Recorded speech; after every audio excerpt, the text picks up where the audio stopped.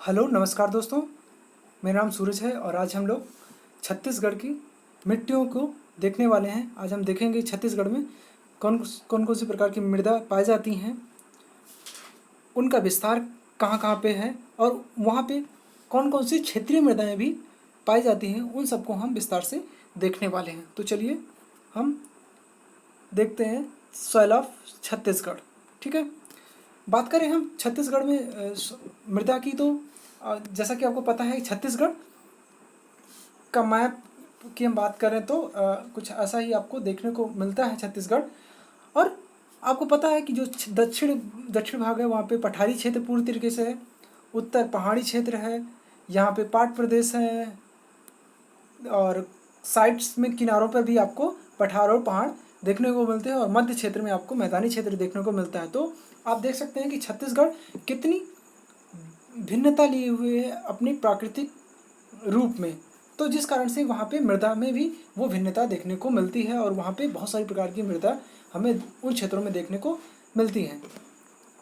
वहाँ पे जैसा कि आपको पता है कि जहाँ पे जैसी मृदा होगी, जैसी मृदा जिस क्षेत्र में जैसी मृदा होगी उसी पर निर्भर करती है वहाँ पे कृषि। मृदा के अनुरूप ही या अनुसार ही कृषि का निर्धारण भी या कृषि का जो पैटर्न है वो हमें उस क्षेत्र में देखने को मिलता है। और यही चीज़ है छत्तीसगढ़ में भी, वहाँ पे जो कृषि का विकास हुआ है वो उन क्षेत्रों में मृदा के अकॉर्डिंग ही उनका विकास देखने को मिलता है। हम बात करें छत्तीसगढ़ में मृदा की, तो मृदा का जो विभाजन है वो छत्तीसगढ़ में मृदा का विभाजन जो है वो मृदा के कणों के गठन, पैतृक स्थलों और संगठन और बहुत सारी चीज़ों के आधार पर उसको 5 भागों में डिवाइड किया गया है, जिसमें से आप बात करें तो काली मृदा, लाल रेतीली मृदा, लाल दोमट मृदा, लाल पीली मृदा और लेटराइट मृदा में उसको बांटा गया है। ये प्रमुख रूप से 5 प्रकार की मृदा में उनको डिवाइड किया गया है। बात करें हम काली मृदा की बात करें नंबर 1, तो जो काली मृदा है वो बेसाल्ट के आग्नेय चट्टानों के अपक्षय और अपर्दन के फलस्वरूप निर्मित मृदा होती है। इस मृदा में आपको लोहे के कण के ऑक्सीकरण के कारण इसका रंग आपको काला दिखाई पड़ता है। इस मृदा में लोहे के कणों के ऑक्सीकरण के कारण इस मृदा का रंग हमें काला दिखाई पड़ता है। और इस मृदा में, काली मृदा में हमें चूने और लोहे की अधिकता देखने को मिलती है।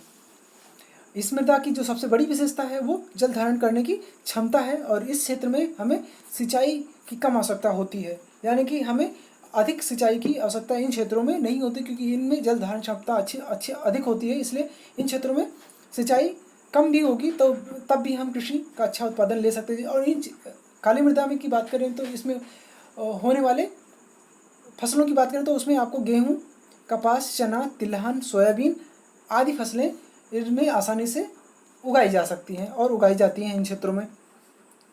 विस्तार क्षेत्र की बात करें हम काली मृदा की, तो आपको महासमुंद, पंडरिया, राजिम, कवर्धा, मुंगेली और कुरुद तहसीलों में इनका विस्तार अधिक मात्रा में देखने को मिलता है। आगे हम बात करें लाल रेतीली मृदा की, तो लाल रेतीली मृदा में हमें आयरन ऑक्साइड के कणों की उपस्थिति के कारण इसका रंग हमें लाल दिखाई पड़ता है। आयरन ऑक्साइड की कणों की अधिकता के कारण, ठीक है, इसका रंग हमें लाल दिखाई पड़ता है। और आगे हम बात करें तो यह मृदा जो है वो अम्लीय मृदा है और इसमें जो है जल धारण की जो क्षमता होती है वो कम होती है क्योंकि ये लाल रेतीली मृदा है। और जहाँ पे रेतीली मृदा होती है, रेतीली मृदा की सबसे बड़ी चाहे विशेषता कहें या उसकी कमी ही कहें, उसमें जो जल धारण क्षमता होती है वो काफ़ी निम्न होती है। उसमें जल धारण क्षमता की बहुत ही कम होता है और वो उसमें पानी की आवश्यकता बहुत ज़्यादा होती है। जो जल का मांग होता है वहाँ पे अधिक होता है, तो वहाँ पे ऐसे फसलें हम नहीं उगा सकते जैसे गेहूँ, चावल, धान की खेती नहीं कर सकते हैं, या जहाँ पे जिसमें अधिक जल की आवश्यकता होती है इन क्षेत्रों में वो फसलें हम नहीं ले सकते हैं। आगे बात करें तो इसमें नाइट्रोजन और जीवाश्म की बहुत ज़्यादा कमी देखने को मिलती है। तो इस क्षेत्र में हमें नाइट्रोजन और जीवाश्म की कमी के कारण हमें यहाँ पे बहुत सारे ऑर्गेनिक उर्वरकों की काफ़ी मांग होती है इस क्षेत्रों में फसलों के उत्पादन के लिए। बात करें इस क्षेत्र में होने वाले फसलों की, तो उसमें कुटकी जो का एक मोटा अनाज है, और कोदो ये भी मोटे अनाज हैं, बाजरा, तो जितने भी मोटे अनाज हैं, ठीक है, इन क्षेत्रों में बोए जाते हैं। ठीक है, मोटे अनाज सारे लाल रेतीली मृदा में उगाए जाते हैं, क्योंकि इनमें पानी की आवश्यकता उतनी अधिक नहीं होती है, और ये कम पानी में भी ये फसलें आसानी से उगाई सकते हैं। विस्तार की बात करें तो आप देख सकते हैं राजनांदगांव, दुर्ग, कांकेर, बस्तर आदि जिलों में इनका विस्तार देखने को मिलता है, और ये कुल क्षेत्र का 30 से 35% क्षेत्रों में इनका विस्तार देखने को हमें मिलता है। आगे बात करें तीसरे नंबर पे लाल और दोमट मृदा, लाल दोमट मृदा। ठीक है, इस मृदा में आपके लोहे की ऑक्साइड की अधिकता के कारण इनका रंग हमें लाल दिखाई पड़ता है। ठीक है, लाल दोमट से समझ रहे हैं, लाल दोमट मतलब जी जिसमें आपको चिकनी मिट्टी की मात्रा आपको 55 से 60% हो, और बालू की मात्रा आपको 40 से 45% आपको हो, तो उसे हम दोमट मृदा कहते हैं। ठीक है, ये भी मृदा अम्लीय मृदा है। आगे हम बात करें, इसमें क्ले की मात्रा, क्ले मतलब वही चिकनी मिट्टी, क्ले की मात्रा अधिक होने के कारण इसे दोमट मृदा कहा जाता है। ठीक है, और इस फसल में रबी की फसल के लिए ये काफ़ी उत्तम माना जाता है। दोमट मृदा जो है, दोमट मृदा वो रबी की फसल के लिए काफ़ी सही माना जाता है, और इसमें रबी की फसलें बहुत सारी उगाई जाती हैं। रबी की फसलें क्या क्या होती हैं? गेहूँ, जितने भी गेहूँ की सीज़न में बोई जाती है, जो मतलब अक्टूबर नवंबर में बोई जाएँ और जून अप्रैल मई तक काट ली जाती हैं, वे सारी की सारी फसलें में आती हैं। ठीक है, जिसमें खास तौर से आपके गेहूं की फसल ली जाती है। विस्तार की बात करें तो आप देख सकते हैं दंतेवाड़ा और कोटा तहसीलों में इसका विस्तार देखने को हमें मिलता है। अगले मृदा की बात करें तो लाल और पीली मृदा, लाल और पीली मृदा यानी लाल और पीली मिट्टी। ये मृदा गोंडवाना चट्टानों से निर्मित मृदा है। ठीक है, ये गोंडवाना चट्टानों से निर्मित यानी कि गोंडवाना चट्टानों के अक्षय पर्दन से निर्मित ये लाल पीली मृदा होती है, जिसमें हमें नाइट्रोजन और जीवाश्म की कमी और लोह ऑक्साइड की अधिकता देखने को मिलती है। इसमें भी हमें अधिकांश छत्तीसगढ़ में आपको नाइट्रोजन और जीवाश्म की जो मात्रा है वो काफ़ी कम देखने को मिलती है। लेकिन यहाँ पे क्योंकि ये एक माइनिंग फील्ड है, ये छत्तीसगढ़ में आपको देखने को मिलता है कि ये काफ़ी खनिज संसाधनों के मामले में काफ़ी क्या है, समृद्ध राज्य है।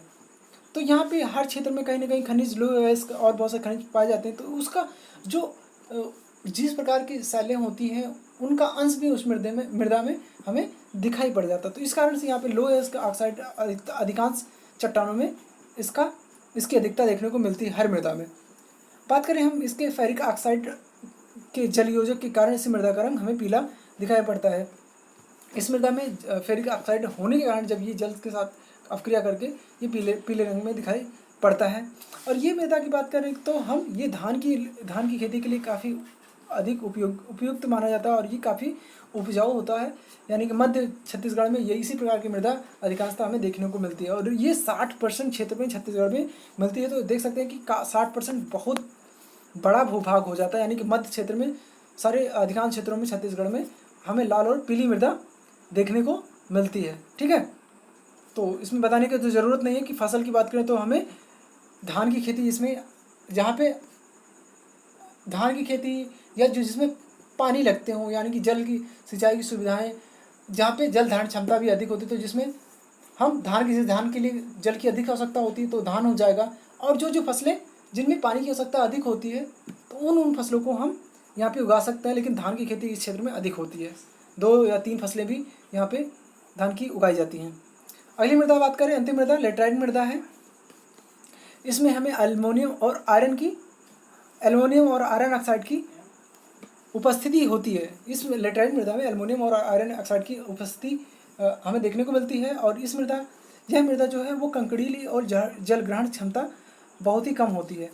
कंकड़ीली से मतलब है कि जब इसमें आयरन ऑक्साइड, ठीक है, कंकड़ीली मृदा जो होती है, कंकड़ीली मृदा, और इसमें जल ग्रहण क्षमता जो होती है काफ़ी कम होती है, देखने को मिलती है। और पोषक तत्वों की भारी कमी इस मृदा में होती है, क्योंकि लेटराइट मृदा में क्या होता है, वर्षा के इतना अधिक वर्षा होती है इन क्षेत्रों में, जो इसमें उपस्थित उर्वरा शक्ति है और इसमें जो अवयव हैं वो सारे के सारे बह जाते हैं जल के साथ, तो जिसके कारण इसमें पोषक तत्वों की काफ़ी कमी देखने को मिलती है। और यहाँ पे इसको स्थानीय भाषा में भाटा कहा जाता है। ठीक है, इस मृदा को स्थानीय भाषा में हमें भाटा कहते हैं, कई बार एग्जाम में पूछा भी गया है। आगे बात करें तो इसमें मोटे अनाज की कृषि के लिए ही उपयुक्त है। यहाँ पे मोटे अनाज ही इस क्षेत्रों में उगाया जाता है। और ये विस्तार की बात करें तो राजपुर, बिलासपुर, चांपा, अंबिकापुर, पाटन और सीतापुर तहसीलों में इसका विस्तार देखने को हमें मिलता है। तो ये तो बात हो गई छत्तीसगढ़ को, जो पूरे छत्तीसगढ़ को उनके बनावट के आधार पर, रंग के आधार पर, पैतृक शैलों के आधार पे उनको डिवाइड किया गया है 5 भागों में। लेकिन वहाँ पर छत्तीसगढ़ में स्थानीय आधार पर भी उसको 5 भागों में बांटा गया। ठीक है, स्थानीय आधार पर भी 5 प्रकार की मृदा में इसको बांटा गया, जिसमें पहले नंबर पर देख सकते हैं कन्हार मृदा, जो कि नीले काले या भूरे रंग की गहरी चीका मिट्टी होती है। ठीक है, ये क्ले मृदा होती है, जो कि उच्च भूमियाँ हैं उनको कन्हार कहा जाता है। ये आपके पाठ प्रदेशों में यानी कि उत्तरी क्षेत्रों में, छत्तीसगढ़ के उत्तरी भागों में ये देखने को मिलता है। ठीक है, अगली मृदा की बात करें तो वो आप देख सकते हैं मटासी है। ये हल्के रंग की मृदा होती है, जो पैतृक शैलों, मतलब जो शैल का मूल शैल है उसकी उपस्थिति, खनिज की उपस्थिति के अनुसार उसके कई रंग हो सकते हैं। मानते हैं वो लोहे के खनिज हैं तो वो लाल कलर के हो जाएंगे, एल्युमिनियम है तो जैसी भी उसकी मूलतः जिस प्रकार की मृदा शैलें होंगी उसी प्रकार की मृदा का रंग और उसके स्वरूप में परिवर्तन देखने को मिलता है, वो मटासी मृदा होती है। डोरसा मृदा की बात करें तो डोरसा मृदा जो है कन्हार और मटासी का एक मिश्रण होता है। ठीक है, और आगे बात करें अगली मृदा पे तो भाटा है। जो भाटा जो होता है निम्न स्तरीय मृदा है, जो कि रेतीली मृदा के साथ साथ ये कंकड़ पाए जाते हैं, जिसको हम लेटराइट मृदा के रूप में भी जानते हैं। इसका रंग लाल होता है। ठीक है, ये भाटा ही लेटराइट मृदा होती है। और अंतिम मृदा आपकी है कछार मृदा। ठीक है, ये नदियों के प्रवाह क्षेत्र में पाया जाता है और ये काफ़ी उपजाऊ मृदा होती है। तो ये आपकी स्थानीय आधार पर मृदा का प्रकार आप देख लिए हैं, और पूर्ण रूप से छत्तीसगढ़ को जो 5 प्रकार की मृदा में बांटा गया वो भी देख लिया, उनका विस्तार देख लिया है, उन किन किन क्षेत्रों में कैसी मृदाएं पाई जाती हैं और उनका विस्तार कहाँ पे है और उनमें कौन कौन सी फसलें ली जाती हैं, स्थानीय मृदाएं कौन कौन सी हैं, उन सबको मैंने इसमें बता दिया है। और अब इसके बाद हम छत्तीसगढ़ की मृदा से संबंधित जो क्वेश्चन पूछे गए हैं विगत एग्जामों परीक्षाओं में, प्रीवियस ईयर में, और जो इससे संबंधित जितने भी क्वेश्चन बन सकते हैं उनको हम आगे आने वाले वीडियोज़ में देखेंगे। Thank you.